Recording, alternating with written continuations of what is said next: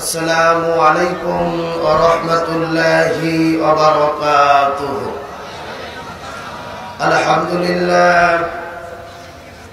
الحمد لله وكفى وسلام على عباده الذين اصطفى. أما بعد فنعوذ بالله من شرور أنفسنا ومن سيئات أعمالنا.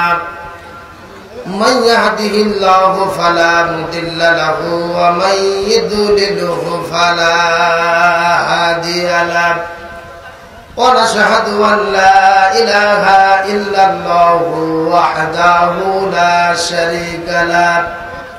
ونشهد أن محمدا عبده ورسوله الذي أرسله بالحق بشيرا ونذيرا وداعيا إلى الله تعالى بإذنه سراجا والقمرا منيرا.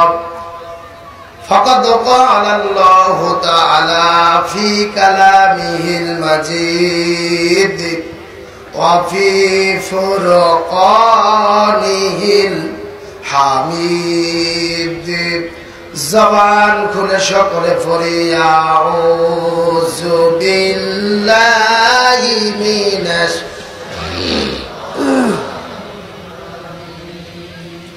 بسم الله الرحمن الرحيم. وإذ قال ربك للملائكة إني جاعل في الأرض خليفة.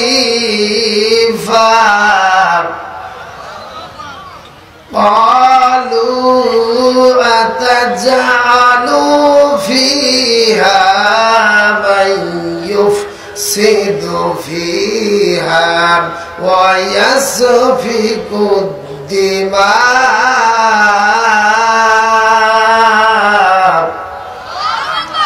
ونحن نسبح بحمدك ونقدس لك.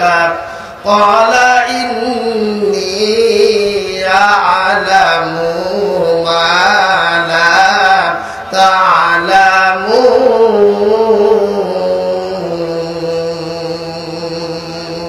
تعلمون. إن الله وملائكته يصلون على النبي يا أيها الذين آمنوا صلوا عليه وسلموا تسليما. সবাই দরুদ ইব্রাহিম পড়ি। আল্লাহুম্মা সাল্লি আলা মুহাম্মাদিন ওয়া আলা আলি মুহাম্মাদ কামা সাল্লাইতা আলা ইব্রাহিম ওয়া আলা আলি ইব্রাহিম ইন্নাকা হামিদুম মাজিদ। اللهم بارك على محمد وعلى آل محمد كما باركت على إبراهيم وعلى آل إبراهيم إنك حميد مجيد. لا إله لا إله আরো জোরে লা ইলাহা। আমার আল্লাহ নামের তোই মায়া লুকিয়ে রাখছেন হে আল্লাহ। লা ইলাহা লা ইলাহা লা ইলাহা ইল্লাল্লাহু মুহাম্মাদুর রাসূলুল্লাহ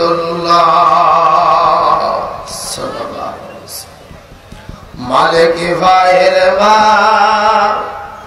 সাবির ভাইয়ের মা, সোহাগ ভাইয়ের মা, শিপন ভাইয়ের মা, তোমরা বড়ই ভাগ্যবতী, আনলে ধরাই দিনের জ্যোতি, সালাম জানাই তোমায় ফেরেশতা আমার, সালাম জানাই তোমায় ফেরেশতা। মালিক ভাইয়ের মা, সাবির ভাইয়ের মা, সোহাগ ভাইয়ের মা, শিপন ভাইয়ের মা, তোমরা বড়ই ভাগ্যবতী, আনলে ধরাই দিনের জ্যোতি, সালাম জানাই তোমায় ফেরেশতা আমার, সালাম জানাই তোমায় ফেরেশতা। আলহামদুলিল্লাহ, পৃথিবীর মানচিত্রে প্রায় 2 শতাধিক স্বাধীন দেশের মধ্যে মুসলিম সংখ্যা গরিষ্ঠ দ্বিতীয় বৃহত্তম দেশ বাংলাদেশের ঐতিহ্যবাহী নোয়াখালী জেলার অন্তর্গত কোম্পানিগঞ্জ দুবাই মসজিদের উন্নতিকল্প আয়োজিত 2 দিন ব্যাপী ঐতিহাসিক তাফসিরুল কুরআন মাহফিল। আজকের মাহফিলের সম্মানিত সমাপনী দিবসে আল্লাহ রাব্বুল আলামিন যাকে সম্মানিত সভাপতির আসনে কবুল করেছেন, রংমালা দারুস সুন্নাহ মডেল আলিম মাদ্রাসার সম্মানিত অধ্যক্ষ, বিশিষ্ট শিক্ষাবিদ, বিশিষ্ট আলেমে দ্বীন হযরত মাওলানা আব্দুল্লাহ আল মামুন দামাত বরকতুহুম আলিয়া। আমরা সম্মানিত সভাপতির জন্য দোয়া করি, আল্লাহ রাব্বুল আলামিন তাকে হায়াতি তাইয়্যিবা সিয়াদি কুল্লিয়া দান করুক, সকলে বলেন আমিন। আজকের মাহফিলের আমন্ত্রিত উলামায়ে কিরাম, বিশেষ করে আমি আসার পূর্ব মুহূর্ত পর্যন্ত কোরআন এবং হাদিসের আলোকে যারা অত্যন্ত গুরুত্বপূর্ণ আলোচনা করে শোনালেন, বিশেষ করে আমার পূর্বে আলোচনা করেছেন বিশিষ্ট ইসলামী চিন্তাবিদ হযরত মাওলানা আব্দুল কাদের হিলালি সাহেব, এবং আমার পূর্বে আমার পরে আজকের এই মাহফিলের সমাপনী অধিবেশনের সাফল্য মণ্ডিত করতে ইতিমধ্যে উপস্থিত হয়েছেন। আপনাদের মাহফিলে এসে উপস্থিত হয়ে গেছেন সমাপনী দিবসের সম্মানিত প্রধান মেহমান, প্রধান তাফসীর কারক, বর্তমানে গোটা পৃথিবীতে মুসলমানদের হৃদয়ের স্পন্দন, বিশিষ্ট ইসলামী চিন্তাবিদ, আমার একান্ত প্রিয় বড় ভাই হযরত মাওলানা মিজানুর রহমান আল আজহারি দামাত বরকতুহুম আলিয়া।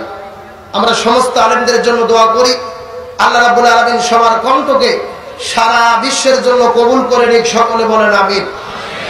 এই 2 দিন ব্যাপী তাফসিরুল কুরআন মাহফিলের সার্বিক তত্ত্বাবধানে যারা আছেন, এই দুবাই মসজিদের সম্মানিত সভাপতি আমার প্রিয় ভাই হাজী মাওলানা হানিফ সাহেব, এবং এই মসজিদের সম্মানিত সেক্রেটারি, আমার একান্ত কাছে, আমার হৃদয়ের স্পন্দন, আমার প্রিয় বড় ভাই নূর নবী মামুন হায়দার ভাই সহ যে সমস্ত সদস্যরা এত কষ্ট করে, অক্লান্ত পরিশ্রম করে, দিনের পর দিন কষ্ট সাধন করে এইরকম একটা ঐতিহাসিক তাফসিরুল কুরআন মাহফিল আয়োজন করলেন, আমরা সমস্ত সদস্যদের জন্য দোয়া করি, আল্লাহ রাব্বুল আলামিন সবাইকে এর ওসিলা করে জান্নাতের মেহমান হিসেবে কবুল করে নিক, সকলে বলেন আমিন। বিশেষ করে আমার প্রিয় ভাই মামুন হায়দার ভাই, ওনার গত সপ্তাহে ওনার পরিবারকে, ওনার ঘরকে আলোকিত করে একটা পুত্র সন্তান আল্লাহ রাব্বুল আলামিন তাকে দান করেছেন, বলেন আলহামদুলিল্লাহ। তার নাম রাখা হয়েছে মোহাম্মদ আসাদুল্লাহ মুনতাসির। তিনি একটি শারীরিকভাবে অসুস্থ এই সন্তানটা, পাশাপাশি তার মা অল্প কিছু অসুস্থ। ভাই দোয়া চেয়েছেন আপনাদের সবার কাছে। আমরা প্রথমেই আমরা সবাই দোয়া করে আল্লাহ রাব্বুল আলামিন প্রিয় মামুন হায়দার নূর নবী ভাইয়ের সন্তান এবং স্ত্রীকে আল্লাহ রাব্বুল আলামিন পরিপূর্ণ সুস্থ করে দিক, সকলে বলেন আমিন। এবং তার সন্তানকে আল্লাহ রাব্বুল আলামিন দ্বীনের জন্য কবুল করে নিক, সকলে বলেন আমিন। আমার পূর্বে আলোচনা করে আপনাদের পার্শ্ববর্তী ইউনিয়ন পরিষদের সম্মানিত সুযোগ্য চেয়ারম্যান নুরুল হুদা সাহেব তিনি আলোচনা করেছেন, আমরা দোয়া করি আল্লাহ তাকে কবুল করে নিক, সকলে বলেন আমিন। অত্যন্ত সুন্দরভাবে জাগরণীমূলক গান গিয়ে আপনাদের মধ্যে শোনাচ্ছেন আমার প্রিয় নিয়ামতুল্লাহ নিজামী ভাই, ছোট ভাই আনোয়ার খান এবং আমার প্রিয় ছোট ভাই মারুফ হোসেন রবি। আমরা সবার জন্য দোয়া করি আল্লাহ সবার কণ্ঠকে সারা বিশ্বের জন্য কবুল করে নিক, সকলে বলেন আমিন।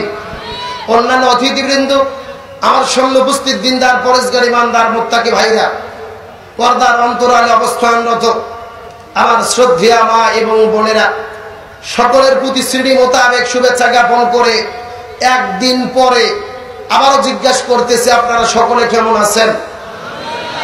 আলহামদুলিল্লাহি রাব্বিল আলামিন। যে আল্লাহ রাব্বুল আলামিন আমাদেরকে আবার এখানে উপস্থিত করলেন, সে আল্লাহর প্রতি আপনারা খুশি না বেজার? আমি আবারও কষ্ট দিতে আপনাদের মধ্যে আজকে উপস্থিত হয়েছে, এই জন্য কি মন খারাপ করছেন? আপনারা কি বেজার? যে ভাইয়েরা সাইডে দাঁড়িয়ে আছেন দয়া করে পিছনে যান, বসে যান, যেহেতু জায়গা আছে, সময় কম। আমি আপনাদের মধ্যে যে আয়াত তিলাওয়াত করেছি, জানি না সেই আয়াত পর্যন্ত যেতে পারবো কিনা, কিন্তু আমি প্রথমেই চাচ্ছি গতকালকের অসমাপ্ত আলোচনা সমাপ্ত করা দরকার আছে না নাই? কথা বলেন, আছে না নাই? এই জন্য অসমাপ্ত আলোচনাগুলোকে সমাপ্ত করব, তারপরে যদি সময় পাই আজকের তিলাওয়াতকৃত আয়াতের দিকে আমি ফিরে যাব। আল্লাহ কবুল করুক, সকলে বলেন আমিন। আমি কি আলোচনা শুরু করব? আলোচনা শুরু করার পূর্ব মুহূর্তে একটি কথা বলা দরকার। আমরা এমন একটি সময় কোরআনের মাহফিলে এসে উপস্থিত হয়েছি, যখন গোটা পৃথিবীতে লক্ষ্য করে দেখেন মুসলমানেরা লাঞ্ছিত, অপমানিত, নিষ্পেষিত, নির্যাতিত। কথা বলেন ঠিক কিনা? আরো জোরে বলেন ঠিক কিনা? আরো আস্তে বলেন ঠিক কিনা? সম্মানিত উপস্থিত ভাইরা, হযরত ইব্রাহিম আলাইহিস সালাম যেখানে ছিল, নমরুদ সেখানে ছিল কি ছিল না? হযরত মূসা আলাইহিস সালাম যেখানে ছিল, ফিরাউন সেখানে ছিল কি ছিল না? জনাবে মুহাম্মদ রাসূলুল্লাহ সকলে পরি সাল্লাল্লাহু আলাইহি সাল্লাম যেখানে ছিল, সেখানে আবু জেহেল, আবু লাহাব, উতবা, সাইবা ছিল কি ছিল না? সুতরাং পৃথিবীর চিরন্তন সত্য কথা, হক যেখানে থাকবে বাতিল সেখানে অবশ্যই। সুতরাং গোটা পৃথিবীতে ইমানদার মুসলমানেরা যেখানে আছে, বেঈমান, নাস্তিক, মুরতাদ, বেঈমান, ইহুদি খ্রিস্টানদের দালাল, আবু জেহেলের উত্তরসূরিরা আজও পৃথিবীতে আছে না নাই? আজকে ফিলিস্তিনের দিকে লক্ষ্য করেন, আজকে কাশ্মীরের দিকে লক্ষ্য করেন, মুসলমানদেরকে লাশগুলো টুকরো টুকরো করে হত্যা করা হচ্ছে। আজকে বাংলাদেশের পার্শ্ববর্তী মায়ানমারের দিকে তাকান, আবার নতুন করে নিধন শুরু করা হয়েছে। মুসলমানদের লাশগুলোকে টুকরো টুকরো করে সাগরের মধ্যে ভেসে দেওয়া হচ্ছে। গোটা পৃথিবীতে মুসলমানদের এত বড় দুর্দশা, দুর্দিন, দুরবস্থা আইয়ামে জাহিলিয়াতের পরে আর কখনো আসে নাই। কথা বলেন ঠিক কিনা? আল্লাহ রাব্বুল আলামিন পবিত্র কুরআনুল কারীমের মধ্যে বলেন, আমা লাকুম লা তুকাতিলুনা ফি সাবিলিল্লাহি ওয়াল মুস্তাদআফিনা মিনার রিজালি ওয়ান নিসাই। ও পৃথিবীর মানুষেরা, তোমরা কেন লড়াই করবে না, সংগ্রাম করবে না? অথচ তোমাদের মধ্যে যে মানুষগুলো জুলুম নির্যাতনের শিকার, এরা আল্লাহর কাছে ফরিয়াদ করে বলে, ইয়া রাব্বুল আলামিন, আমরা বড় অসহায়, বাড়িতে থাকতে পারি না, আমরা বড় অসহায়, শান্তিতে ঘুমাতে পারি না, আমরা বড় জুলুম নির্যাতনের শিকার, আমাদের নিঃশ্বাস ফালানোর মতো কোনো জায়গা নাই, আমাদের পা ফালানোর মতো কোনো জায়গা নাই। ইয়া রাব্বুল আলামিন, এই জালেম সম্প্রদায় থেকে আমাদেরকে মুক্ত করে দেন, অথবা একজন অভিভাবক পাঠান যিনি আমাদেরকে সাহায্য করবে। ও বাংলার মুসলমান, বিশ্বাস করেন, কোরআনের মাহফিল থেকে কোরআন হাতে না শপথ করে বলতে চাই, বর্তমানে গোটা পৃথিবীর সমস্ত মুসলমানদের, ওই রোহিঙ্গা নির্যাতিত মুসলমানদের পক্ষে, কাশ্মীরের নির্যাতিত মুসলমানদের পক্ষে, ফিলিস্তিনের নির্যাতিত মুসলমানদের পক্ষে, গোটা পৃথিবীর নির্যাতিত মুসলমানদের পক্ষে আমাদের লড়াই সংগ্রাম করা ফরজে আইন, ফরজে আইন, ফরজে আইন। সুতরাং শুধু কোরআনের মাহফিলে বসে থাকলে হবে না। ও নোয়াখালীর মুসলমান, কাবা শরীফের ইমাম আব্দুর রহমান আস-সুদাইসির নেতৃত্বে গোটা পৃথিবীর মুসলমান যদি ঐক্যবদ্ধ হওয়ার জন্য ডাকাছে, ওই ফিলিস্তিনের নির্যাতিত মুসলমান, ওই কাশ্মীরের নির্যাতিত মুসলমান, ওই মায়ানমারের নির্যাতিত মুসলমান, গোটা পৃথিবীর মুসলমানদের পক্ষে দাঁড়ানোর জন্য যদি ডাক আসে, এই ডাকে সাড়া দিয়ে নির্যাতিত মুসলমানদের পক্ষে দাঁড়াতে কারা কারা রাজি আছেন? দু হাতগুলো আল্লাহকে তুলে দেখান।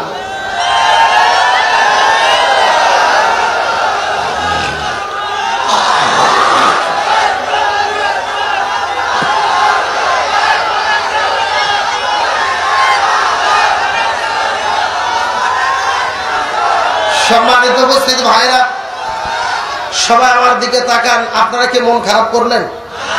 কোন দলের পক্ষে কথা বললাম? কোন দলের বিপক্ষে কথা বললাম? রাজনীতি করলাম? আপনি যেই দল করতে পারেন আপনার পার্সোনাল ব্যাপার, কিন্তু গোটা পৃথিবীতে মুসলমানরা যখন নির্যাতনের শিকার, তখন আমি একজন মুসলমান হিসেবে আমার মনের মধ্যে আঘাত লাগবে। এটা হলো ঈমানের দাবি। কথা বলেন ঠিক কিনা? সুতরাং গোটা পৃথিবীতে মুসলমানরা যখন জুলুম নির্যাতনের শিকার, তখন আমরা কখনোই মানসিকভাবে ভালো থাকতে পারি। তারপরেও যেই পরিস্থিতিতেই থাকি, শুকরগুজার করতে হবে কার? আরো জোরে বলেন কার? উপায় নাই রে, উপায় নাই রে মানুষ, উপায় নাই। আলহামদুলিল্লাহ বলা ছাড়া উপায় নাই। যেই পরিস্থিতিতেই থাকেন না কেন, ইমানদার মুসলমান হিসেবে আলহামদুলিল্লাহ বলা ছাড়া কোনো উপায়। সুতরাং সকলে সমস্যরে আরেকবার কণ্ঠকে উজাড় করে আল্লাহর শুকরগুজার করি। সকলে বলি আলহামদুলিল্লাহ। আরো জোরে বলি আলহামদুলিল্লাহ। রব্বানা লাকাল হামদ হামদান কাসীরান তাইয়িবান মুবারাকান ফীহি। আমরা প্রশংসা আদায় করলাম কার? আরো জোরে বলেন কার? প্রশংসা পাওয়ার একমাত্র যোগ্য মালিককে। ইবাদত করব কার? দাসত্ব করব কার? গোলামি করব কার? আইন মানব কার? সম্মানিত উপস্থিত ভাইরা, আমি গতকালকে আপনাদের মধ্যে কি বিষয় নিয়ে আলোচনা করতেছিলাম আপনাদের কি মনে আছে? তাকওয়া। জোরে বলেন কি বললাম? যারা তাকওয়াবান হবে আল্লাহ তাদের কয়টা পুরস্কার দেবে? পৃথিবীতে কয়টা? আখিরাতে কয়টা? পৃথিবীর প্রথম পুরস্কার যারা মুত্তাকি হবেন, আল্লাহ রাব্বুল আলামিন তাদের উপরে আসমান থেকে জমিনের সমস্ত রহমতের বরকতের দরজা খুলে দেবেন। 2 নম্বর পুরস্কার, আল্লাহ রাব্বুল আলামিন মুত্তাকিদের সত্য মিথ্যার পার্থক্যকারীর সুযোগ দিয়ে দেবেন। 3 নম্বর পুরস্কার, আল্লাহ রাব্বুল আলামিন মুত্তাকিদের সঙ্গে সব সময় থাকবেন। 4 নম্বর পুরস্কার, আল্লাহ রাব্বুল আলামিন মুত্তাকিদের সবচাইতে সম্মানিত আসন দান করবেন। 5 নম্বর পুরস্কার, আল্লাহ রাব্বুল আলামিন এই মুত্তাকি বান্দাদেরকে হেফাজত করে সাহায্য করবেন। জোরে বলেন সুবহানাল্লাহ। এই 5টা গতকাল বলেছিলাম। আর আখিরাতে পুরস্কার দেবে কয়টা? আরো জোরে, জোরে হলো না, জোরসে বল। প্রথম নম্বর পুরস্কার হলো আল্লাহ তাআলা ঈমানের সহিত মৃত্যু দেবেন। জোরে বলেন সুবহানাল্লাহ। 2 নম্বর পুরস্কার হলো আল্লাহ কবরের সওয়াল জবাব সহজ করে দেবে। জোরে বলেন সুবহানাল্লাহ। 3 নম্বর পুরস্কার, আল্লাহ হাসরের ময়দানে হিসাবকে সহজ করে দেবেন। সুবহানাল্লাহ বললে কি গুনাহ হবে? 4 নম্বর পুরস্কার হলো আল্লাহ মুত্তাকিদেরকে সহজ হিসাবে জান্নাত দিয়ে দেবেন। আর 5 নম্বর পুরস্কার হলো আল্লাহ মুত্তাকিদের সঙ্গে সরাসরি জান্নাতের মধ্যে দেখা করবে। জোরে বলেন সুবহানাল্লাহ। এখন আসেন, এই মুত্তাকি সম্পর্কে আমি এত আলোচনা কেন করতেছি? তার কারণ হলো বর্তমানে গোটা পৃথিবীতে একটা ব্যক্তি, একটা পরিবার, একটা সমাজ, একটা রাষ্ট্র সবকিছু পরিবর্তনের জন্য একটা মাত্র গুণের দরকার, যেই গুণের নাম হলো তাকওয়া। জোরে বলেন সুবহানাল্লাহ। তার কারণ একটা ব্যক্তির মধ্যে যদি আল্লাহর ভয় থাকে, সে কোনোদিন কোনো 2 নম্বরই কাজ করতে পারবে। একটা পুলিশের মধ্যে যদি আল্লাহর ভয় থাকে, সে কি চাঁদা খাইতে পারবে? কথা বলেন, খাইতে পারবে? একটা মানুষের মধ্যে যদি আল্লাহর ভয় থাকে, সে কি খাদ্যের মধ্যে ভেজাল দিতে পারবে? একজন বিচারকের মধ্যে যদি আল্লাহর ভয় থাকে, সে কি নিরপরাধ মানুষকে মিথ্যা মামলায় রায় দিয়ে ফাঁসির কাস্টে ঝুলাতে পারবে? একজন শাসনকর্তার মধ্যে যদি আল্লাহর ভয় থাকে, সে কি তার জনগণের, দেশের জনগণের উপরে জুলুম করতে পারবে? একটা কৃষকের মধ্যে যদি আল্লাহর ভয় থাকে, সে কি খাদ্যের মধ্যে ভেজাল দিতে পারবে?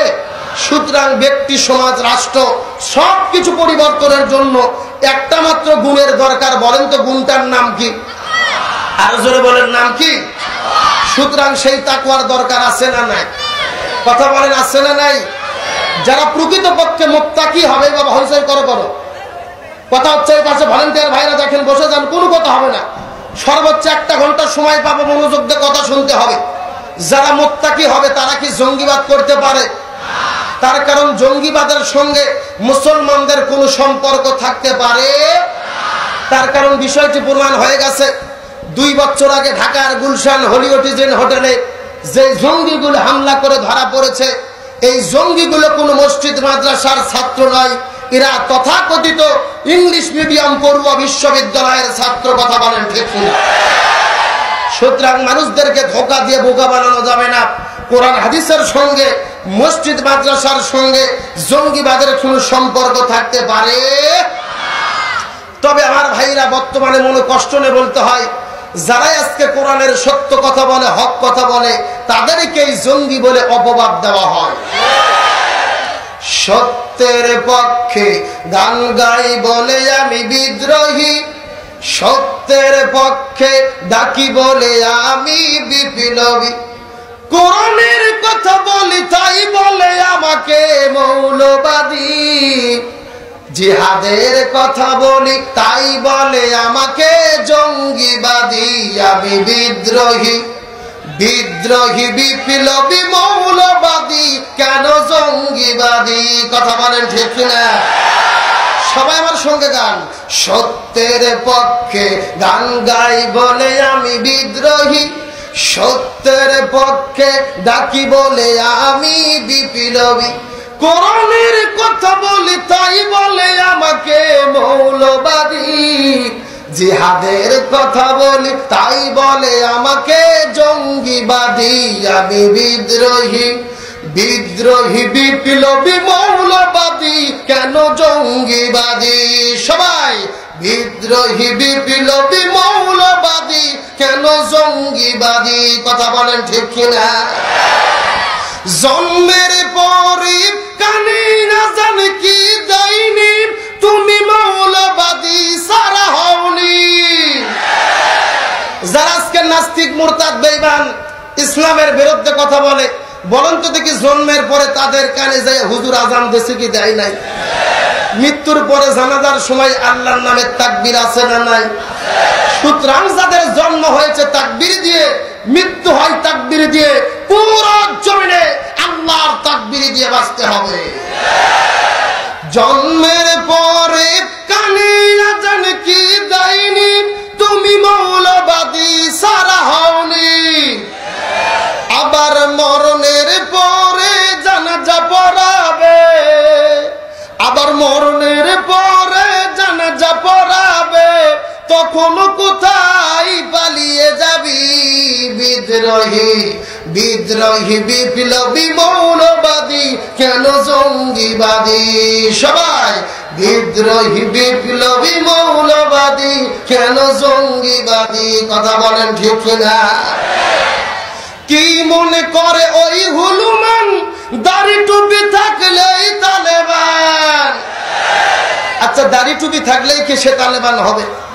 কিন্তু এইরকম লাখ শিটখানে লোক সমাজে আছে না নাই? যারা হুজুরদেরকে দেখলেই, দাড়ি টুপি দেখলেই লাখ শিটখায়। কথা বলেন ঠিক কিনা? কি মনে করে ওই হুলুমান, দাড়ি টুপি থাকলেই তালেবান? তবে সিংহের চেয়ে ওদিকে ভয় পাই, তবে সিংহের চেয়ে ওদিকে ভয় পাই। আল্লাহু আকবার তাকবীর শুনে যদি বিদ্রোহী, বিদ্রোহী, বিপ্লবী, মৌলবাদী, কেন জঙ্গিবাদী? সবাই বিদ্রোহী, বিপ্লবী, মৌলবাদী, বিদ্রোহী, বিপ্লবী, মৌলবাদী। বেহায়া নারীর ওই কেমন কথা, ইসলাম মানে ওদের মাথা ব্যথা। এইরকম মহিলা সমাজ আছে না নাই? ইসলামের কথা শুনলেই মনে হয় শরীরের মধ্যে চুলকানি শুরু হয়, আছে না নাই? বেহায়া নারীর ওই কেমন কথা, ইসলাম মানে ওদের মাথা ব্যথা। আবার পর্দার কথা যদি বলি আমি, কথা বলে ঠিক কিনা? আবার পর্দার কথা যদি বলি আমি তখন হই আমি ফতুয়াবাজি বিদ্রোহী বিদ্রোহী বিপ্লবী মৌলবাদী কেন জঙ্গিবাদী সবাই বিদ্রোহী বিপ্লবী মৌলবাদী কেন আবার একসঙ্গে সত্যের পক্ষে গান গাই বলে আমি বিদ্রোহী সত্যের পক্ষে ডাকি বলে আমি বিপ্লবী কোরআনের কথা বলি তাই বলে আমাকে মৌলবাদী জিহাদের কথা বলি তাই বলে আমাকে জঙ্গিবাদী আমি বিদ্রোহী সবাই বিদ্রোহী বিপ্লবী মৌলবাদী কেন বিদ্রোহী বিপ্লবী মৌলবাদী বিদ্রোহী বিপ্লবী মৌলবাদী কেন জঙ্গিবাদী কথা বলেন ঠিক কিনা সুতরাং এখান থেকে প্রমাণ হলো কোরআন হাদিসের সঙ্গে মুসলমানদের সঙ্গে জঙ্গিবাদের কোনো সম্পর্ক থাকতে পারে এই ডান পাশের ভাইরা একটু সামনে শুনে যায় বসেন বিশৃঙ্খলা হচ্ছে ভাই ওখানে বসেন অথবা পেছনে যান সবাই আমার দিকে কি অ্যাটেনশন আছেন জঙ্গিবাদের সঙ্গে কি আমাদের সম্পর্ক আছে তবে নতুন করে একটা দল বেড়ে হয়েছে যাদের নাম হলো আইএস কি নাম বললাম এই আইএস জঙ্গিরা জঙ্গিবাদ করে সমাজে ইসলাম প্রতিষ্ঠা করতে চায় বলেন তো দেখি ইসলাম প্রতিষ্ঠা করা কাজ ভালো না খারাপ উদ্দেশ্য ভালো না খারাপ উদ্দেশ্য ভালো কিন্তু পদ্ধতি খারাপ কি খারাপ একটা উদাহরণ দিলে বুঝতে পারবেন একটা শাশুড়ির হয়েছে মাথা ব্যথা জোরে বলেন কি ব্যথা শাশুড়ির মাথা ব্যথা জামাই গেছে ডাক্তারের কাছে শাশুড়ির মাথা ব্যথা কিভাবে ভালো করা যায় ডাক্তারের কাছে যাওয়ার পরে ডাক্তার বলছে জামাই বাবু এই যে মলমটা দিলাম মলমটা নিয়ে যাইয়া তোমার শাশুড়িকে বিছানার উপরে শোয়াইয়া কপালে ভালোভাবে মলম মালিশ করবা আর দেখবা কপালে যেন মাছি না পড়ে কি না পড়ে জামাই বলছে ঠিক আছে বাবা তাই করব মলমটা নিয়ে যাইয়া শাশুড়িকে সুন্দর করে বিছানার উপরে শোয়াই দিয়া কপালের উপরে সুন্দরভাবে মলম মালিশ করেছে বলেন তো দেখি কপালে মলম লাগানোর পরে মাছি কম পড়ে না বেশি পড়ে কম পড়ে না বেশি পড়ে কপালে আসে মাছি পড়ে জামাই তারাই দেয় আবার এসে পড়ে আবার তারাই দেয় এইরকম তারাই দিতে দিতে জামাইয়ের শরীরে উঠছে রাগ পাশে ছিল বিশাল বড় একটা দা কি ছিল আপনারা কি দাও চেনেন দাও দিয়ে কি করে পেঁয়াজ কাটে মরিচ কাটে এমনিতেই হো হো করেন কেন না বুঝলে বলবেন বুঝি নাই আমার কথা কি বুঝতে সমস্যা হয় আমাদের বাংলাদেশের মৌলভীবাজার নামে একটা জেলা আছে আপনারা কি নাম জানেন শ্রীমঙ্গল নামে একটা থানা আছে আপনারা কি জানেন এই শ্রীমঙ্গল থানায় আমি নির্বাচনের আগে একটা মাহফিলে গিয়েছিলাম ওখানে যাওয়ার পরে ওই সমস্ত মৌলভীবাজারের লোকেরা নিজেরা নিজেরা কি কথা বলে 100টা কথার মধ্যে আমি 90টা কথাই বুঝতে পারি না আমি যাওয়ার পরে একটা চাচা আমার কাছে খাবার নিয়ে আসছে খাবার নিয়ে এসে আমাকে বলতেছে হুজুর আপনি কেতা খাইতা এগু খাইতা না ওগু খাইতা সাদা গু খাইতা না কালা গু খাইতা শুকনা গু খাইতা না ভিজা গু খাইতা আমি বললাম কে আমি কি ঢাকা থেকে গু খাওয়ার জন্য আসলাম আমি বললাম আমি তোমাদের গু খাইতাম না তোমাকে গু তোমরাই খাওতা এই কথা বলার পরে শিক্ষিত একটা ছেলে এসে বলছে হুজুর আসলে আপনাকে তো গু খাইতে বলে নাই আমাদের এখানে গু মানে হলো এইটা গু মানে কি আমার কাছে 2 রকমের মিষ্টি নিয়ে আসছে একটা সাদা মিষ্টি আর একটা কালো মিষ্টি আমাকে বলা দরকার ছিল হুজুর আপনি এটা খাবেন না ওটা খাবেন তা না বলে বলতেছে হুজুর আপনি এগু খাইতা না ওগু খাইতা সাদা গু খাইতা না কালা গু খাইতা শুকনা গু খাইতা না ভিজা গু খাইতা বলেন তো ভাই বোঝার কি কোনো বুদ্ধি আছে আমি যে কথা বলতেছি আপনাদের কি বুঝতে সমস্যা হচ্ছে আমি শুধু কিন্তু মৌলভীবাজার না আপনাদের কথাও অনেকটা বুঝতে পারি না আপনাদের কথাও ভালো বুঝতে পারি না মাঝে মধ্যে আপনাদের মধ্যে অনেকেই বলে হুজুর আপনি ভালো আছেন নি কেন বলে কি বলে না হুজুর ভাত খাইছেন নি কেন আমি বললাম কে রে ভাই ভালো আছো নাকি আবার কেন ভাত খাইছেন নাকি কেন কেন ভালো আছি কেন খাইছি এদেরকে উত্তর দেওয়া যাবে দেওয়া যাবে আসলে কেন মানে কেন না আপনাদের এটা ভাষার একটা সৌন্দর্য কথা বলেন ঠিক কিনা আমি অবশ্য এখন কথাগুলো বুঝতে পারি আমার কথা হলো এখন কি আমার কথা আপনাদের বুঝতে সমস্যা হয় তাহলে এখন বলেন তো দেখি দাও দিয়ে কি পেঁয়াজ কাটে মরিচ কাটে কি কাটে বলেন তো বাঁশ কাটে, কাঠ কাটে, কথা বলেন ঠিক কিনা? এই দাউটা নিয়ে শাশুড়ির মাছি মারার জন্য কপাল বরাবর এক চোট।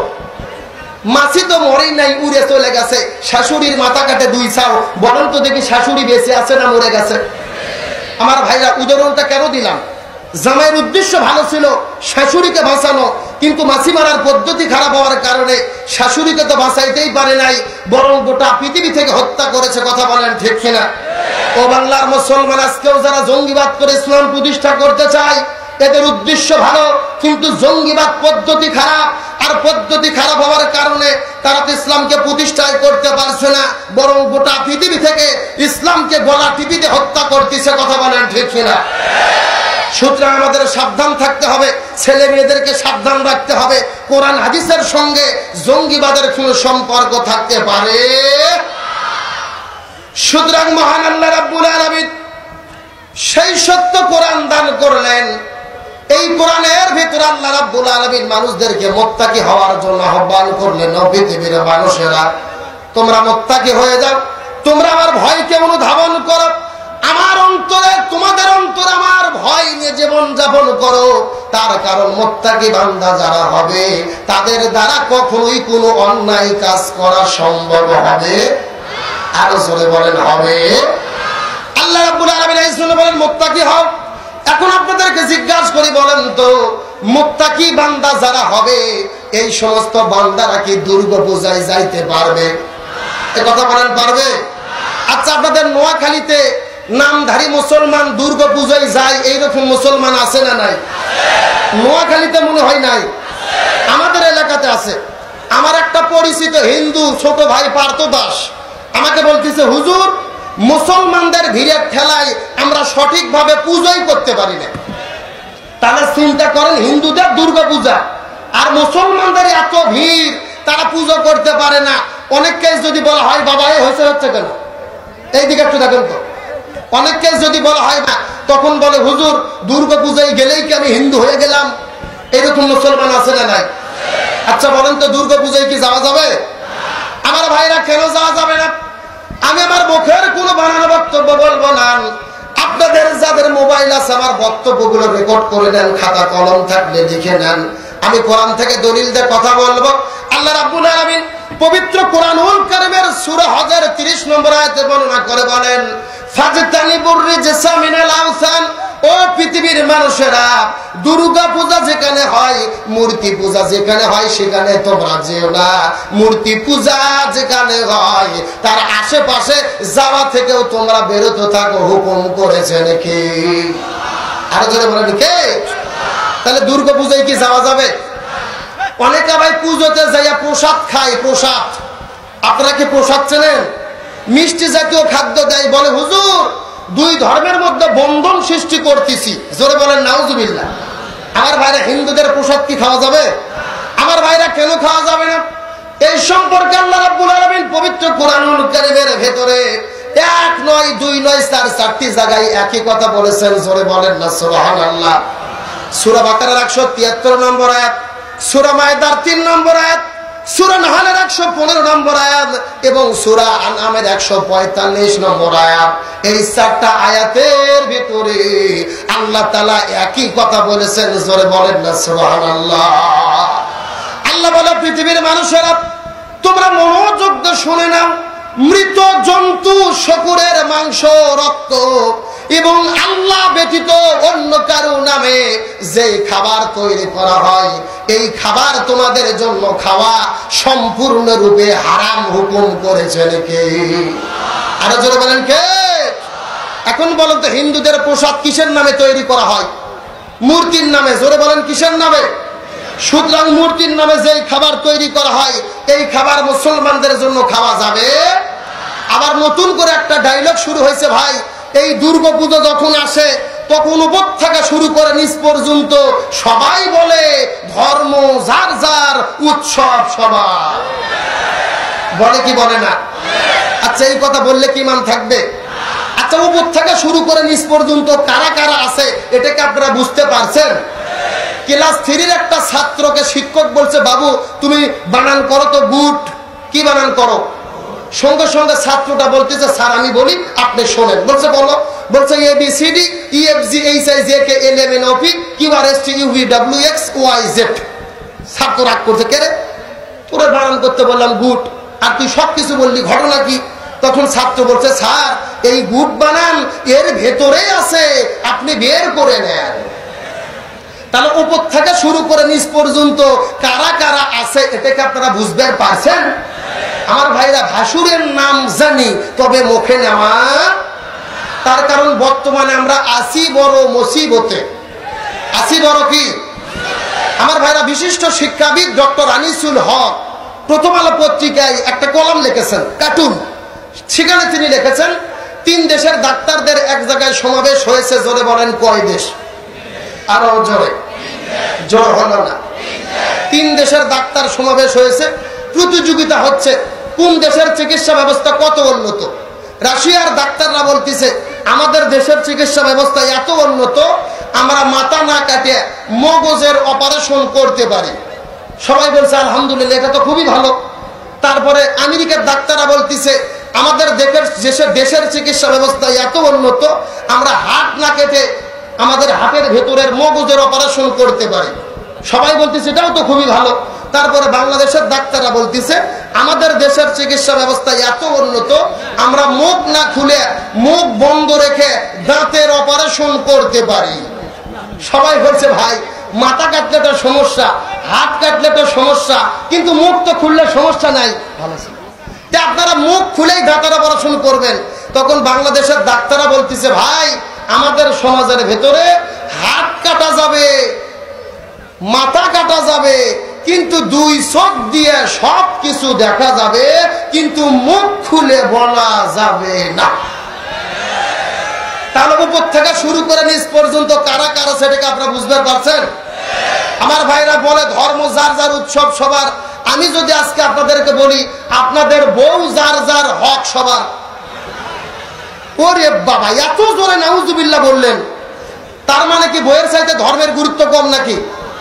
বইয়ের সাথে ধর্মের গুরুত্ব কম? আমি যদি বলি পুকুর যার যার, মাছ সবার, গাছ যার যার, আম সবার, মানবেন? তাহলে গাছ যদি না মানেন, পুকুর যদি না মানেন, ধর্ম কি মানা যাবে? এ কথা বলেন, মানা যাবে? তারা দলিল দেয় লাকুম দীনুকুম ওয়ালিয়া দীন, যার ধর্ম তাই পালন করবে। আমি কথার সাথে একমত, কথাটা ঠিক, কিন্তু আমার কথা হলো এই সূরার প্রথমে আল্লাহ তাআলা কি বলেছে এই কথা কেউ বলে না, কোনো হুজুরও বলে না। কথা বলেন ঠিক কিনা? আল্লাহ রাব্বুল আলামিন প্রথমে বলেছেন কুল ইয়া আইয়ুহাল কাফিরুন লা আবুদু মা তা'বুদুন। হে রাসূল, আপনি কাফেরদেরকে বলে দেন তোমরা যার ইবাদত করো আমরা তার ইবাদত করি না, আমরা যার ইবাদত করি তোমরা তার ইবাদত করো না, তোমরা মূর্তির ইবাদত করো আমরা করি না, আমরা আল্লাহর ইবাদত করি তোমরা করো না, তোমাদের মূর্তি পূজা তোমাদের জন্য, আমাদের আল্লাহর ইবাদত আমাদের জন্য। কথা বলেন ঠিক কিনা? সুতরাং আল্লাহ সূরা অবতীর্ণ করলো ভাগ করার জন্য। কি করার জন্য? আল্লাহ সূরা দিল ভাগ করার জন্য, আর আমরা খালি মিল করতেছি। কথা বলেন ঠিক কিনা? আমার ভাইরা, সাবধান হতে হবে, ধর্ম যার যার, উৎসব তার তার। কথা বলেন ঠিক কিনা?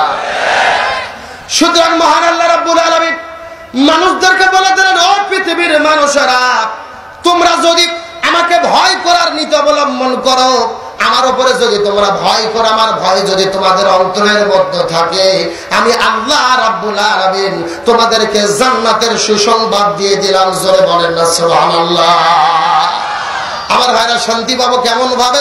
আল্লাহ রাব্বুল আলামিন এই সম্পর্কে পবিত্র কোরআনুল কারীমের মধ্যে বলেন ফামান তাবিয়া হুদায়া ফালা খাউফুন আলাইহিম ওয়ালা হুম ইয়াহজানুন। সূরা বাকারা প্রথম নম্বর পারার 6 নম্বর পৃষ্ঠার প্রথম নম্বর লাইন 4 নম্বর 38 নম্বর আয়াত তাফসীর তাবারীর মধ্য থেকে বলছি আল্লাহ রাব্বুল আলামিন বলেন ফামান তাবিয়া হুদায়া, আমি তোমাদেরকে যেই কোরআন দান করেছি এই কোরআন গ্রহণ করে যদি কেউ ব্যক্তিগত জীবন, পারিবারিক জীবন, সামাজিক জীবন, রাষ্ট্রীয় জীবন, জন্ম থেকে শুরু করে মৃত্যু পর্যন্ত এই কোরআন দিয়ে জীবন পরিচালনা করে, আল্লাহ রাব্বুল আলামিন বলেন ওই সমস্ত মানুষের জন্য কোনো ভয় নাই, ওই সমস্ত মানুষের জন্য কোনো চিন্তা নাই। ওই মানুষগুলিকে আমি আল্লাহ তাআলা পৃথিবীতে শান্তি দান করব, আর কিয়ামতের ময়দানে ওই মানুষগুলিকে আমি আল্লাহ তাআলা জান্নাতুল ফিরদাউস দিয়ে দেব। সমাধান চাও যদি জীবনে, মরণে ফিরে যাও, খুঁজে নাও চোখ রাখো কোরআনে। এই গান গাইলে কি গুনাহ হবে? সবাই আমার সঙ্গে বলেন, সমাধান চাও যদি জীবনে, ফিরে যাও খুঁজে নাও চোখ রাখো, পাবে পাবে সুখ শান্তির ঠিকানা যদি মেনে নাও মনে প্রাণে। সমাধান, সবাই সমাধান চাও যদি জীবনে, ফিরে যাও খুঁজে নাও চোখ রাখো। এবারে সকলের নয় শুধু মুমিনের, যারাই চলবে মেনে ফল পাবে কোরআনের। কথা বলেন ঠিক কিনা? এবারে সকলের নয় শুধু হুজুরের, যারাই চলবে মেনে ফল পাবে কোরআনের। ঘরে বলো কিংবা রাষ্ট্রে বলো, কথা বলেন ঠিক কিনা?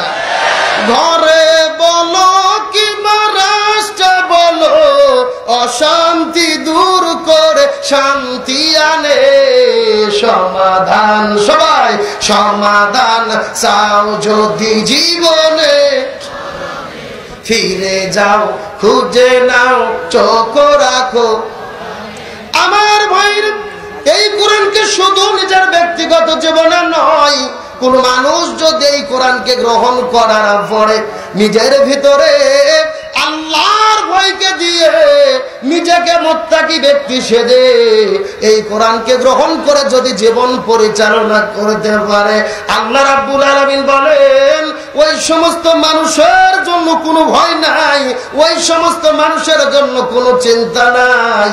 ওই সমস্ত মানুষগুলিকে আমি আল্লাহ তাআলা পৃথিবীতে শান্তি দান করব, আর কিয়ামতের ময়দানে ওই মানুষগুলিকে আমি আল্লাহ তাআলা জান্নাতুল ফিরদাউস দিয়ে দেব। সুতরাং নিজেদের জীবনে যদি শান্তির বিধান কায়েম করতে চাই, যদি ব্যক্তি জীবনে শান্তি পেতে চাই, পারিবারিক জীবনে শান্তি পেতে চাই, জন্ম থেকে শুরু করে মৃত্যু পর্যন্ত আল্লাহর বিধান গ্রহণ করা ছাড়া আমাদের কোনো উপায়, আরো জোরে বলেন কোন উপায়। আল্লাহ রাব্বুল আলামিন এই পৃথিবীতে এক নয় দুই নয় 1,24,000 পয়গম্বর প্রেরণ করেছেন। সর্বপ্রথম আল্লাহ তাআলা যখন হযরত আদম আলাইহিস সালামকে সৃষ্টি করার পরিকল্পনা করলেন, আল্লাহ রাব্বুল আলামিন ফেরেশতাদেরকে ডাক দিয়ে বলে, ও ফেরেশতারা, এই পৃথিবীতে আমি খলিফা পাঠাইতে চাই। ফেরেশতারা ডাক দিয়ে বলে, আল্লাহ এই পৃথিবীতে আপনি এমন কি কিছু প্রেরণ করবেন যারা ঝগড়া করবে, বিবাদ করবে, অশান্তি করবে, এদেরকে পাঠানোর কোনো দরকার নাই, আমরাই তো আপনার দাসত্ব করি, গোলামি করি। আল্লাহ তাআলা ডাক দিয়ে বলেন, ও ফেরেশতারা, ইন্নী আলামু মা লা তা'লামুন, আমি আল্লাহ তাআলা যা জানি তোমরা তা জানো না। আরো জোরে বলেন না সুবহানাল্লাহ। আল্লাহ যেটা জানে ফেরেশতারা সেটা জানে, আরো জোরে বলেন ফেরেশতারা সেটা জানে।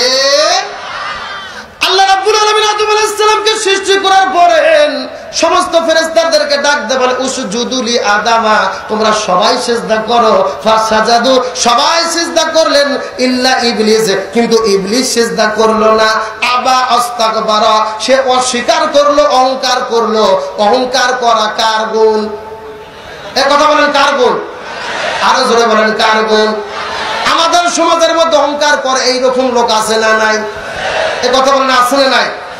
বলে আমাকে চিনিস, আমাকে চিনিস, আমি অমুক দলের অমুক নেতার খালাতো ভাইয়ের, ফুফাতো ভাইয়ের, বড় আপার, ছোট ননদের বড় মেয়ের, বড় সালার, বড় আপার বড় মেয়ের, বড় ছেলের, বড় ছোট ছেলে, আছে না নাই? আমার আমার মনোযোগ দিয়ে শুনে নেন, আল্লাহ তাআলা ডাক দিয়ে বলে ফেরেশতারা আমি হলাম আল্লাহ, সর্বক্ষমতার মালিক হলে না আমি শুধু অহংকার করব, আর কেউ কোনো অহংকার করতে পারবে না। সুতরাং পৃথিবীতে যারা অহংকার করে জীবন পরিচালনা করে মনে করবেন এই সমস্ত মানুষ শুধু মানুষ নয়, এরা হলেন শয়তানের খালাতো ভাই। আল্লাহ রাব্বুল আলামিন ডাকতে বলে ও ফেরেশতারা যখন সিজদা করলেন না আবা ওয়াস্তাগফারা, সে অস্বীকার করলো, ওয়া কানা মিনাল কাফিরিন, সে কাফির হয়ে গেল। আল্লাহ রাব্বুল আলামিন আদম নবীকে সৃষ্টি করার পরে আদম নবীর ভিতরে যখন আল্লাহ তাআলা জীবন ঢুকাই দিলেন, রূহটা ঢুকাই দেওয়ার পরে রূহটা বারবার বের হয়ে আসে, আল্লাহ তাআলা আবার রূহটা ভেতরে ঢুকাই দিলেন।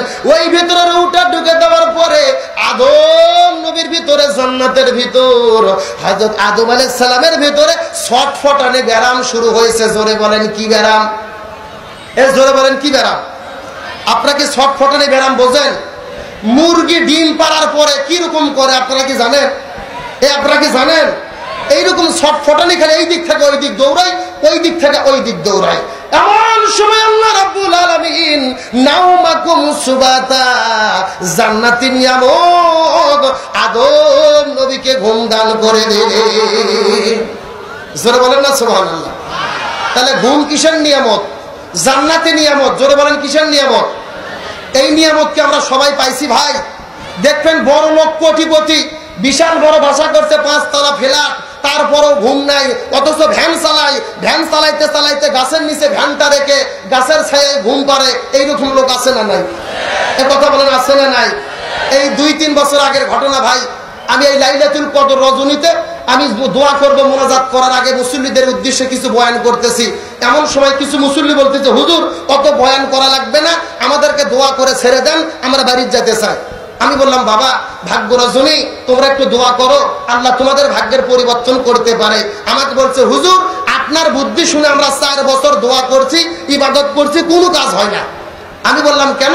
বলতেছে হুজুর সারা রাত ধরে আল্লাহ ধনীকের সম্পদের হিসাব করে, ফজরের আজান দিলে ফেরেশতারা আল্লাহকে বলে আল্লাহ গরিবকে কি, তখন আল্লাহ বলে গরিবকে যা ছিল তাই। সুতরাং আমরা দেখেছি আমাদের কোনো পরিবর্তন নাই, আমাদেরকে ছেড়ে দেন, বাসায় যায় ঘুম পাড়তে চাই। আমি বললাম ভাই এই যে রাত 9টার দিকে যদি তোমাদের ছেড়ে দেই বাসায় যায় কি ঘুম ধরবে? আমাকে বলতেছে হুজুর আল্লাহ আমাদেরকে কিছু দিক আর না দিক ঘুমটা দিছে, আলহামদুলিল্লাহ বলেন। দেখবেন বড় লোক এই দরজা 5টা তালা লাগাছে, 5টা তালা। জোরে বলেন কয়টা তালা? 5টা তালা লাগানোর পরে পেছন দিক থেকে আবার টান দিয়ে দেখে লাগলো কি লাগলো না। এইরকম 5টা তালা লাগে, ঘরের মধ্যে যেই শুইছে শুরুত করে শব্দ আছে, লাফ দিয়ে উঠে বলতেছে চোর চোর চোর। বউ লাফ ধরছে কেন চোর কুটিরে, বাল্ব দিয়ে দেখে ঘরের মধ্যে কোনো চোর নাই, বিড়াল ইন্দুর ধরতিছে। এইরকম ভয় আছে না নাই? অথচ গরিব মানুষের ভাঙ্গা ঘর, তারপরেও কোনো ঘুমের সমস্যা নাই। কথা বলেন ঠিক কিনা? আবার যখন দেখবেন বড় লোক একটা বিশাল বড় কোটিপতি ডাইনিং টেবিলে খাবার দিয়েছে, 9 প্রকারের তরকারি, মাছ গোস্ত ফলমূল রেডি, বড় লোক চেয়ারে বসার পরে বলতেছে এটা চলবে না, এটা চলবে না, এটা চলবে না। তখন বলতেছে কেন ভাই চলবে না কেন? বলতেছে ডায়াবেটিস প্রেসার, ডাক্তার নিষেধ করছে। পাশে একটা গরিব বসে আছে, মনে মনে বলতেছে কেরে চলবি না, খালি দিয়ে দেখ চলা কাট করে। কথা বলেন ঠিক কিনা?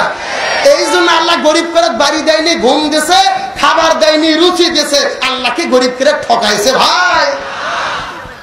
এই জন্য আল্লাহ তাআলা জান্নাতি নিয়ামত আদম নবীকে সর্বপ্রথম জান্নাতি নিয়ামত দান করার পরে ঘুমের মধ্যে আসার পরে আল্লাহ রাব্বুল আলামিন নিজে ডাক্তার সেজে হযরত মা হাওয়া আলাইহিস সালামের বাম পাজর থেকে বাঁকা হাড় বের করে মা হাওয়া আলাইহিস সালামকে সৃষ্টি করেছে।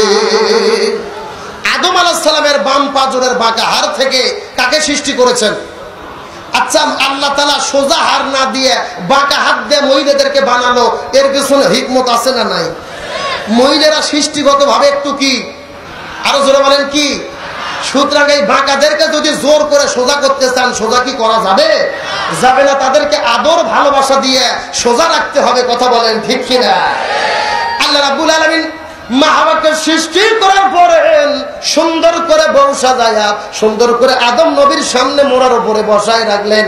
হঠাৎ করে আদম নবীর ঘুম ভেঙে গেল। ঘুম ভেঙে যাওয়ার পরে মা হাওয়াকে দেখার পরে আস্তে আস্তে মা হাওয়ার দিকে চলে যায়। এমন সময় আল্লাহ ডাকতে বলে, আদম তুমি কোথায় যাও? আদম বলে, আল্লাহ এই মহিলার সঙ্গে আমি প্রেম ভালোবাসা করতে চাই। আল্লাহ ডাকতে বলে, আদম রে, তুমি যদি হাওয়ার সঙ্গে প্রেম ভালোবাসা করতে চাও, এখন প্রেম ভালোবাসা করা যাবে না। হাওয়ার সঙ্গে প্রেম ভালোবাসা যদি তুমি করতে চাও, সর্বপ্রথম বিয়ে করে বৈধ করে নিতে হবে। আর জোরে বলেন না সুবহানাল্লাহ। তাহলে ভালোবাসা করতে চাইলে আগে কি করা লাগবে? তার মানে বিয়ের আগে প্রেম ভালোবাসা করা যাবে। এখন আপনাদের জিজ্ঞাসা করি, স্কুল কলেজ ভার্সিটিতে রাস্তাঘাটে লেখে যে প্রেম ভালোবাসা চলতিছে, বলেন তো দেখে এটা বিয়ের আগে না বিয়ের পরে? এ কথা বলেন, আগে না পরে? আগে কি করা যাবে?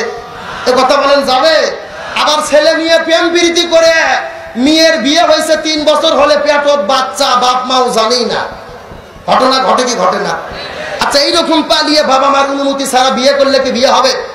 মুসলিম শরীফের হাদিস, রাসূল 3 বার বলেছেন, অভিভাবক ব্যতীত যেই বিয়ে হয় এই বিয়ে বাতিল বাতিল বাতিল। 3 বার বলেছেন কে? আরো জোরে বলেন কে? সুতরাং অভিভাবকদের অনুমতি ব্যতীত যেই বিয়ে হবে এই বিয়ের দ্বারা কোনো সংসার সুন্দর হবে না, কোনোদিন শান্তি পাওয়া যেতে পারে না। কথা বলা ঠিক কিনা? আবার মাঝে মধ্যে দেখা যায় কিছু কিছু যুবক প্রেম করে মেয়ের বাপ মাও যদি রাজি না হয়, নিজেই ঘটক সাজা যায়। নিজেই কি সাজা যায়? নিজেই ঘটক সাজা যায়। মেয়ের মাওকে বলতেছে, বয়স আমার বেশি না, ওরে টুকটুকির মা, চুল কাটা পাখি গেছে বাতাসে। এইরকম লুচ্ছ আছে না নাই? নিজে মেয়ের মাওক যা বলতেছে, বয়স বেশি না, চুল পাকছে বাতাসে, তোমার মেয়ের সাথে আমার বিয়ে দাও। জোরে বলেন নাউজুবিল্লাহ। এইরকম অবাধ যৌনাচার প্রেম ভালোবাসা সমাজে ঘটে কি ঘটে না? কথা বলেন, ঘটে কি ঘটে না? আমার ভাইরা, মনে কষ্ট নিয়ে বলতে হয়, এইরকম বিয়ের আগে কোন প্রেম ভালোবাসা ইসলামে জায়েজ হতে পারে? আরো জোরে বলেন, জায়েজ হতে পারে। আপনারা কি মন খারাপ করতেছেন? আলোচনা কি চলবে? আরো যদি ঘন্টা খানিক চলে সমস্যা আছে? আজকে শেষ দিন, কাল হামজা ভাই 12টা পর্যন্ত করছে, আজ প্রয়োজনে 1টা পর্যন্ত হবে। কোন সমস্যা আছে? আলোচনা চলবে, কিন্তু তার পূর্বে সংক্ষিপ্ত ভাবে এই মাহফিলের সম্মানিত মসজিদের সেক্রেটারি আমার প্রিয় ভাই মামুন হায়দার ভাই চলে আসেন। করছিল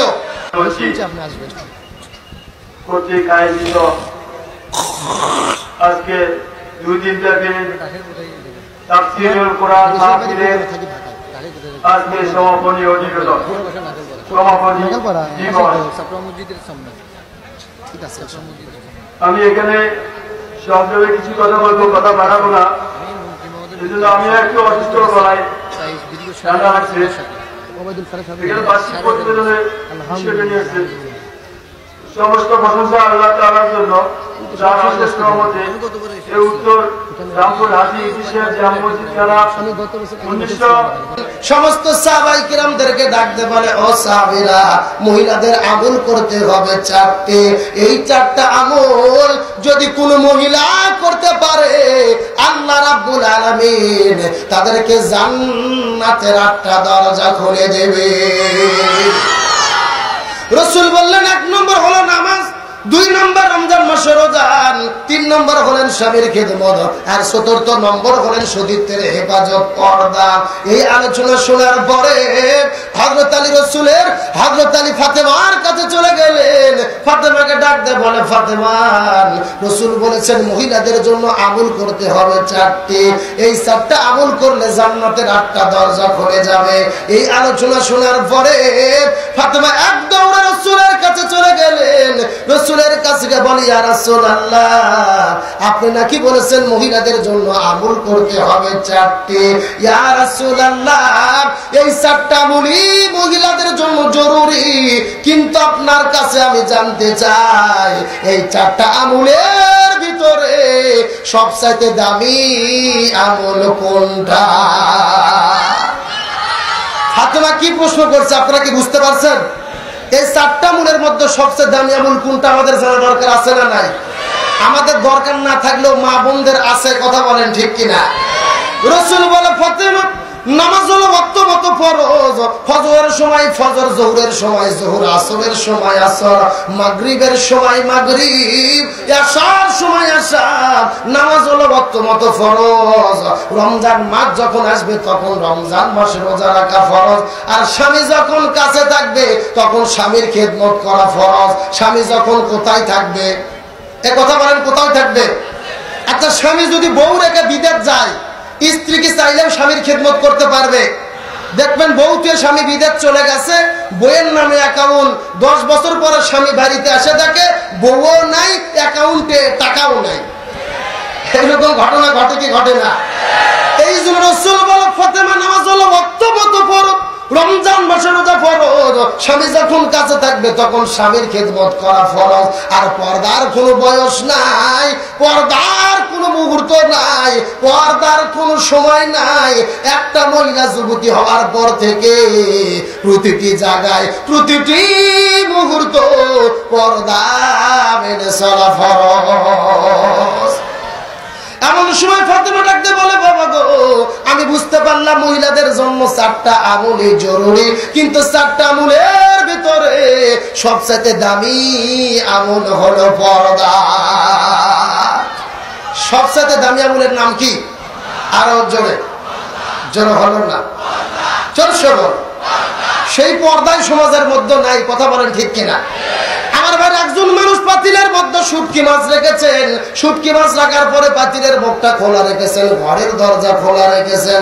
এখন আপনাদের জিজ্ঞাসা করি, বলেন তো আপনারা কি শুটকি মাছ চেনেন? বন্ধ কর না বেশি। শুটকি মাছ ঘরের মধ্যে রাখার পরে ঘরের দরজা খোলা, পাতিলের মুখটা খোলা রেখেছে। ওই বাড়ির পাশে যাচ্ছিলেন একটা বিড়াল, ওই বিড়াল আস্তে আস্তে বাড়ির মধ্যে যায়, দেখে ঘরের দরজা খোলা, ঘরের মধ্যে ঢুকে দেখে পাতিলের মুখটা খোলা। এখন আপনাদের জিজ্ঞাসা করি, বলেন তো এই বিড়ালের শুটকি মাছ খাওয়ার জন্য কি বিসমিল্লাহ বলা লাগবে? বিড়ালটি বিসমিল্লাহ ছাড়াই যখন শুটকি মাছ খাওয়া শুরু করছে, বাড়ির মালিক চিন্তা করে সর্বনাশ, 1000 টাকা কেজি শুটকি মাছ খায় করলো সর্বনাশ। বিড়ালটিকে ধরে এমন মার মেরেছে জীবন যাই যাই অবস্থা। ওই বিড়ালটিকে বলেছে, ও বিড়াল, আগামীকালকে আবার যদি শুটকি মাছ খাইতে আছিস তোকে পৃথিবী থেকে বিদায় করব, তোর হাত পা গুলো ভেঙে দেব। এই বলে বিড়ালটিকে ছেড়ে দিয়েছে।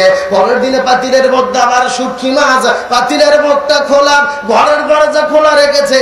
এখন আপনাদের জিজ্ঞাসা করে বলেন তো এই আগের দিনের বিড়াল পরের দিনে ওই বাড়ির পাশ দিয়ে আবার যদি যায়, আর যদি নাকের মধ্যে শুটকি মাছের গন্ধ লাগে, ভাই বলেন তো বিড়ালটি শুটকি মাছের দিকে যাবে কি যাবে না?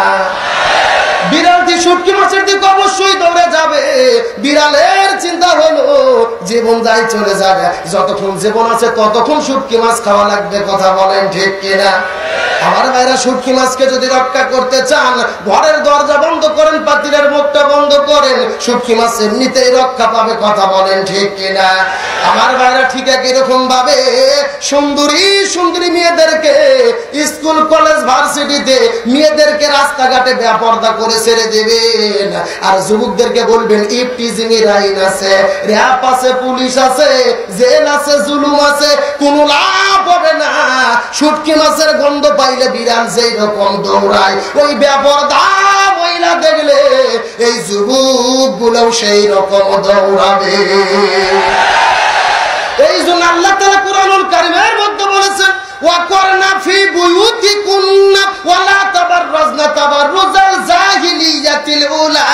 সূরা আযাব 22 নম্বর পারার প্রথম নাম্বার পৃষ্ঠার 4 নম্বর লাইন 33 নম্বর আয়াত তাফসিরে মাযহারি আল্লামা সানাউল্লাহ পানিপতি রাহমাতুল্লাহ আলাইহি বলেন, ও পৃথিবীর মহিলা মানুষেরা, তোমরা ঘরের মধ্যে থাকো, ঘর থেকে বের হয় না। আর বিশেষ কোনো প্রয়োজনে ঘর থেকে যদি বের হতে হয়, ওই জাইলিয়াত যুগের মেয়েদের মতো বেপরদা সেজে বের হয় না, হুকুম করেছে নাকি? আরো জোরে বলেন কে? সেই পর্দায় সমাজের মধ্যে নাই, কথা বলেন ঠিক কিনা? আমার ভাইরা মনে কষ্ট না বলতে হয়, আজকে 2-4 জন যারা পর্দা করে সব হলো খালা, ফুপু, দাদি, নানি, এই সমস্ত বৃদ্ধ মানুষগুলো, কথা বলেন ঠিক কিনা? দাদিকে যদি ডাক দে বলেন, দাদি এমন ভাবে বরকা পরছেন পেটনির মতো দেখা যায়, তখন দাদি ডাক দে বলে, মরতে হবে ভাই, মরতে হবে রে। এখন আপনাদের বলি, বলেন তো দাদির মরা লাগবে, নাতনির মরা লাগবে না? এখন নাতনির মরা লাগবে না? আচ্ছা, আপনাদের এলাকাতে গাছ লাগানোর পরে ছাগল ভাড়া গরু যেন খাইতে না পারে, এই জন্য চতুর্পাশ দিয়ে যে নিরাপত্তা বেষ্টনী দেন, তার নাম কি? গিরে না বেড়া? আচ্ছা, যেটাই হোক, গিরেই হোক বেড়াই হোক, এটা কোন গাছের চতুর্পাশ দিয়ে দেন? যে গাছের বয়স 80 বছর 100 বছর, কোন গাছের চতুর্পাশ দিয়ে দেন? যেটা ছোট গাছ, ছাগল ভেড়া যেটা বেশি দৌড়ায়, কথা বলেন ঠিক কিনা? আমার ভাইরা, খালা, ফুপু, দাদি, নানি, এদেরও পর্দা করতে হবে, আল্লাহর বিধান। তবে সবচেয়ে বেশি জরুরি আমার যুবতী বোনদের পর্দা করা, কথা বলেন ঠিক কিনা? আমার ভাইরা, মনে কষ্ট নিয়ে বলতে হয়, আজকে বাড়িতে ধর্ষণ, গাড়িতে ধর্ষণ, স্কুলে ধর্ষণ, বিশ্ববিদ্যালয়ে ধর্ষণ, ধানের খেতে ধর্ষণ, পাটের খেতে ধর্ষণ, পুরো জমিনে ধর্ষণের হুলি খেলা বয়ে যাচ্ছে, কথা বলেন ঠিক কিনা? আমার ভাইরা, মনে কষ্ট নিয়ে বলতে হয়, গত কয়েক সপ্তাহ আগে আপনাদের নোয়াখালী জেলার সুবর্ণচরে একটা ধর্ষণের ঘটনা ঘটেছে। আমার ভাইরা, আজকে আমি নিজে গিয়েছিলাম মুফতি আমির হামজা ভাই সহ, ওখানে গিয়ে দেখে আসলাম এই মহিলাটা নির্বিচার, জীবন যাবে অবস্থা। তার ছোট্ট ছোট্ট সন্তানেরা চোখের পানি ছেড়ে কাঁদছে, তার মা বেঁচে আছে, চোখের পানি ছেড়ে কাঁদছে। এই মহিলাটা মৃত্যু শয্যা অবস্থায় হসপিটালে পড়ে আছে। এমন ভাবে নির্বিচার করা হয়েছে, এমন ভাবে নির্যাতন করা হয়েছে, যেই জুলুম নির্যাতন আইয়ামে জাহিলিয়াতকে হার মানিয়ে গেছে। আমার ভাইরা, আমরা দল বুঝি না। কোন দলের নেতারাই কর্মীদেরকে বলে না তোমরা 2 নম্বরই কাজ করো, অন্যায় করো, কিন্তু কর্মীরা অন্যায় করার কারণে দলের দোষ আসে, কথা বলেন ঠিক কিনা? আমি এই দলগুলোকে ধন্যবাদ জানাই, যে সমস্ত অপরাধীরা অপরাধ করেছে তাদের সদস্য পদ দাবি বাতিল করা হয়েছে, কথা বলেন ঠিক কিনা? আমার কথা হলো, শুধুমাত্র পদ বাতিল করে হবে না, এমন নির্বিচার ঘটনা ঘটাইছে শুধু বাংলাদেশ নয়, ঘটনাটা ভাইরাল হয়ে গেছে গোটা পৃথিবীর জমিনে। এই বাংলাদেশের নামকে নিকৃষ্ট খাতারে আবদ্ধ করেছে, কথা বলেন ঠিক কিনা? সুতরাং আমাদের নোয়াখালীবাসীর দাবি হলো, আমরা কোন রাজনীতি বুঝি না, দল মত বুঝি না, মুসলমান হিসেবে এই ধর্ষকদের শাস্তি আপনারা চান কি চান না? কথা বলেন, চান কি চান না? কারা কারা চান? 2 হাত আল্লাহকে তুলে দেখান।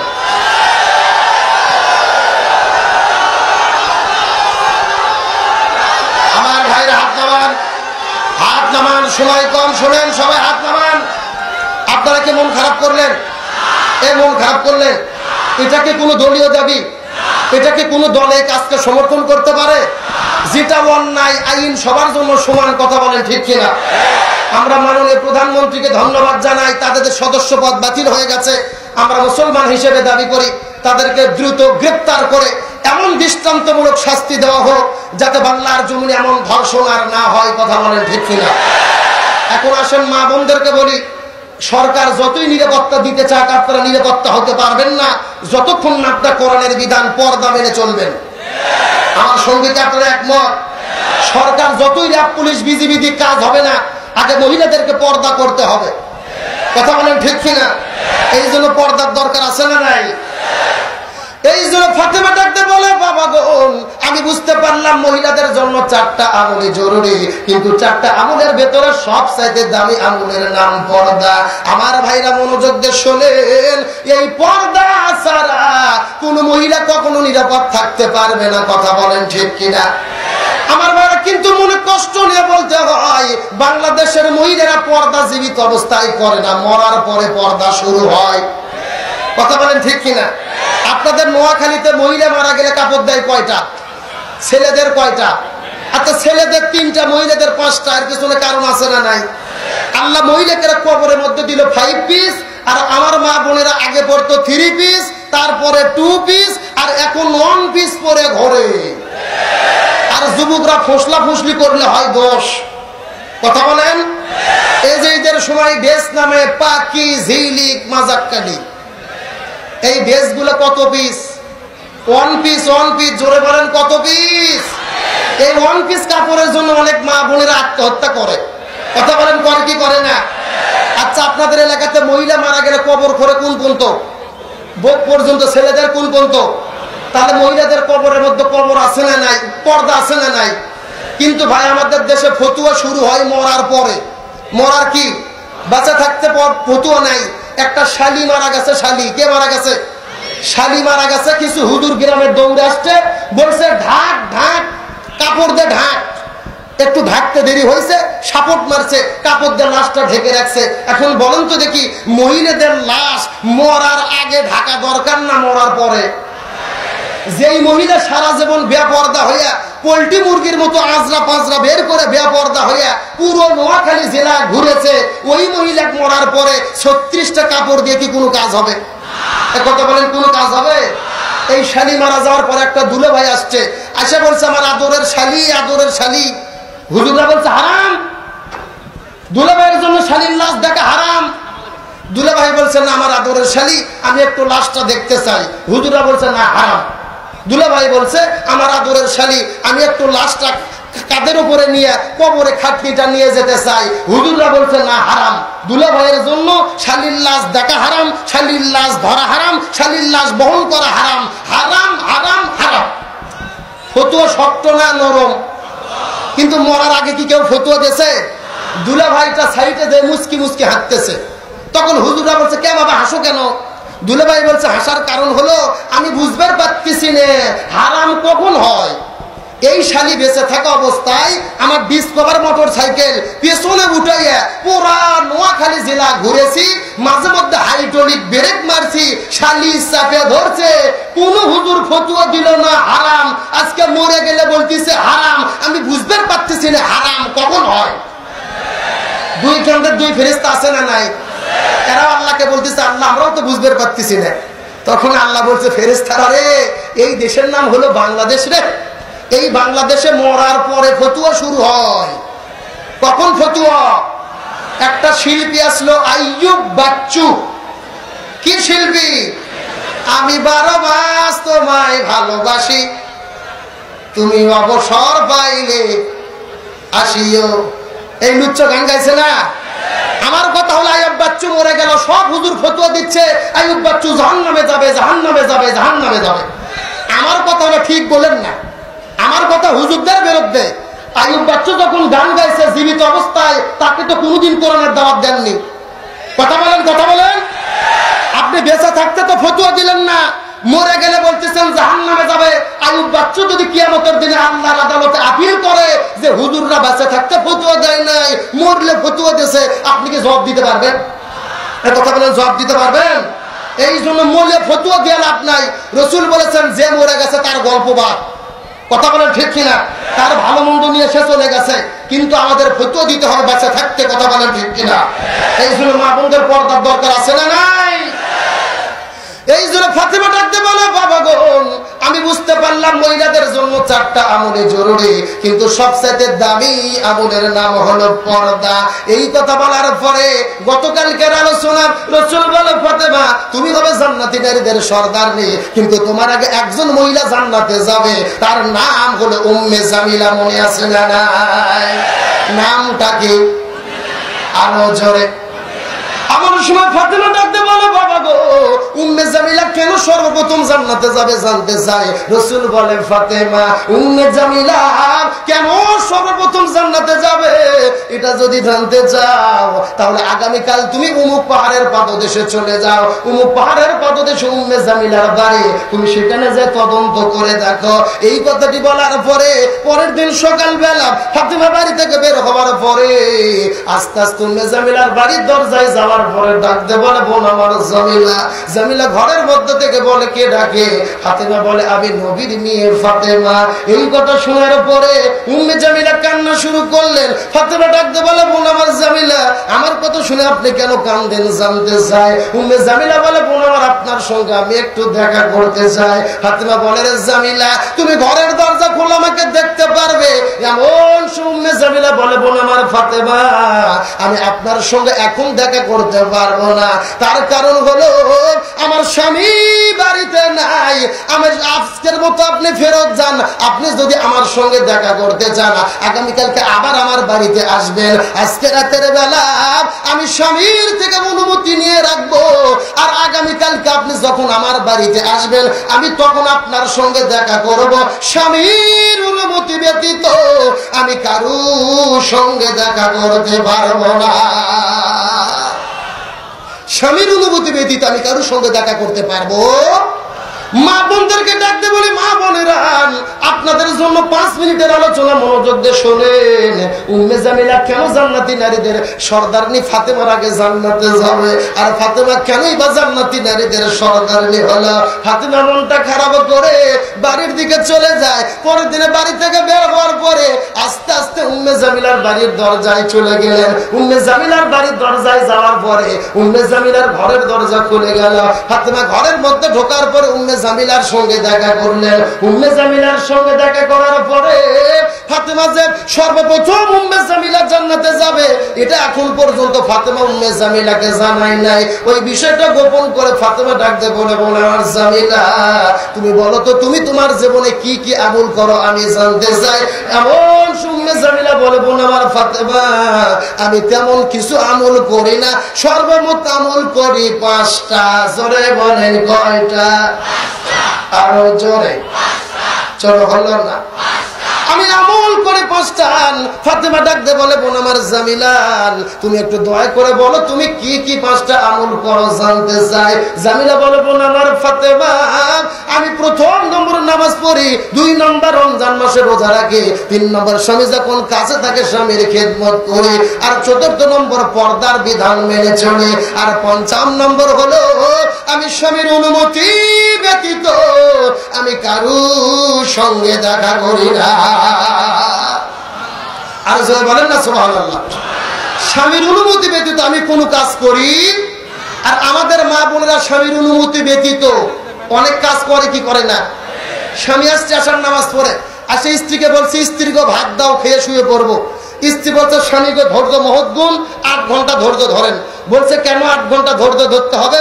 তখন স্ত্রী বলতিছে এখন স্টার জলসায় নাটক চলতিছে।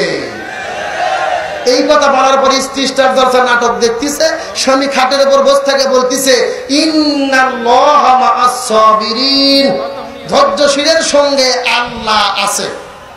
8 ঘন্টা পার হয়ে গেছে, স্বামী ডাকতেছে কই গো সবিনের মাসে ভাতটা ঠান্ডা হয়ে যায়। স্ত্রী বলছে স্বামী গো ধৈর্য যখন ধরলেই আর 8 ঘন্টা ধৈর্য ধরো। বলতেছে আবার এখন 8 ঘন্টা ধৈর্য ধরতে হবে। স্ত্রী বলতেছে স্টার জলসা নাটক শেষ, এখন জি বাংলায় নাটক হচ্ছে। বলতেছে কটকটি শেষ, এখন ফটফটি হচ্ছে। এই কথা বলার পর স্ত্রী ফটফটি দেখতেছে, আর স্বামী খাটের উপর বসে থেকে বলতেছে ধৈর্যশীলের সঙ্গে আল্লাহ আছে। এখন আপনাদের জিজ্ঞাসা করি বলেন তো, স্ত্রী যখন স্টার জলসা জি বাংলা নাটক দেখে এমন সময় স্বামী যদি ধৈর্য ধারণ করে এই ধৈর্যশীলের সঙ্গে আল্লাহ আছে না শয়তান আছে? আর যারা বলেন আল্লাহ না শয়তান?